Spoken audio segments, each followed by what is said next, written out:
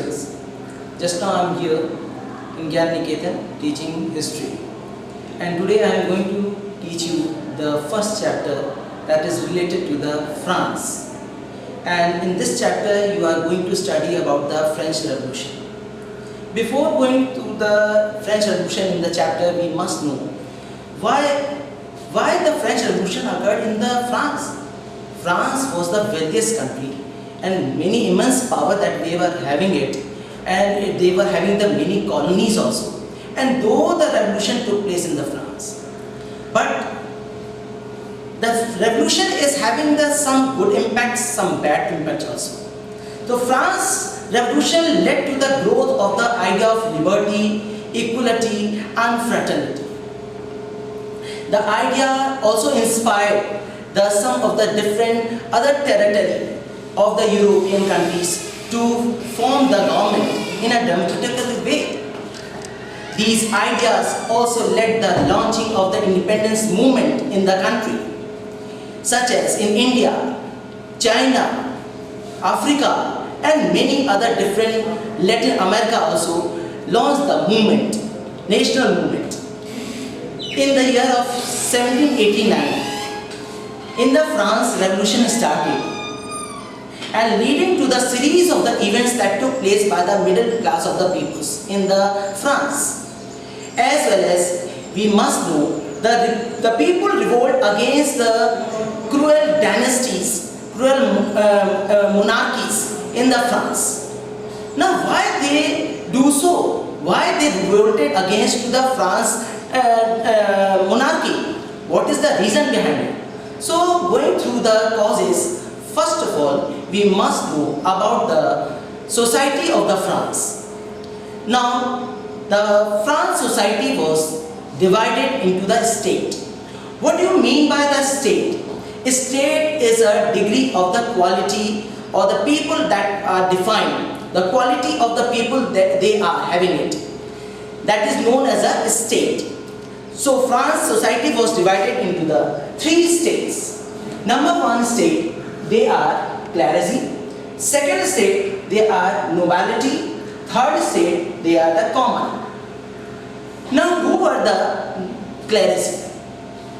Clerisy, they belongs to the first state. Clerisy, maximum the church. The people of the church, bishop, archbishop, abbots are the part and parcel of the clerisy. They were having the immense, they were very much wealthy. They were also collecting the tax, and the tax that was collected by the clerisy, that was known as a tithe. So tithe is a type of a tax which was collected by the church. And they were also, sometimes they were also forgiving the people, those who are prosecuted, by giving the certificates. So such type of the immense life and the wealthiest life they were living. They were also collecting the tax as well as in the form of the food grains, in the form of the currency and many others. Now second state that we are having the nobility. Nobles, those who were from the birth, they were having the power, they were ruling, they were administrating the country, and they were exempted from paying the different types of the tax that the other common people were having it. So the nobles were further given the feudal privileges. They were collecting the feudal dues. They were very much powerful in the France. Only the 80,000 peoples were those who belonged to the nobles, and they got a lot of power to govern the country, to collect the taxes as well as the privilege that they were having from the birth only.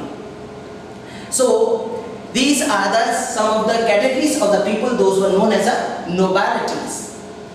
Now I am coming to the third state. The third state, which is being known as a common. In a common categories, there are number of the peoples are there. Those who were the three categories of the peoples were defined. Categories of the peoples are there in the third common. where first is the big businessman, merchants, court officials were there.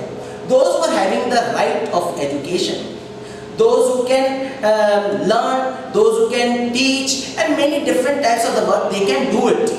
But the second categories were there, that was a very small piece in. Farmers, artisans, those who are not having the right of education. They can't learn, and they have to be under the pressure of the nobles as well as the clergy. They have to pay the different types of the taxes. They were suppressed, they were crushed, they will have to adapt the rules and regulation that is being defined by the monarchy, as well as they were having the control under the leadership of the nobles and the church. They have to pay the different types of tax, such as the tithe I told you, that was collected by the church, as well as the tallies, that was a direct tax that was collected by the state of the France. So this is the society of the state that is being defined in the France, which is we can call it the major cause of the France Revolution. Thank you.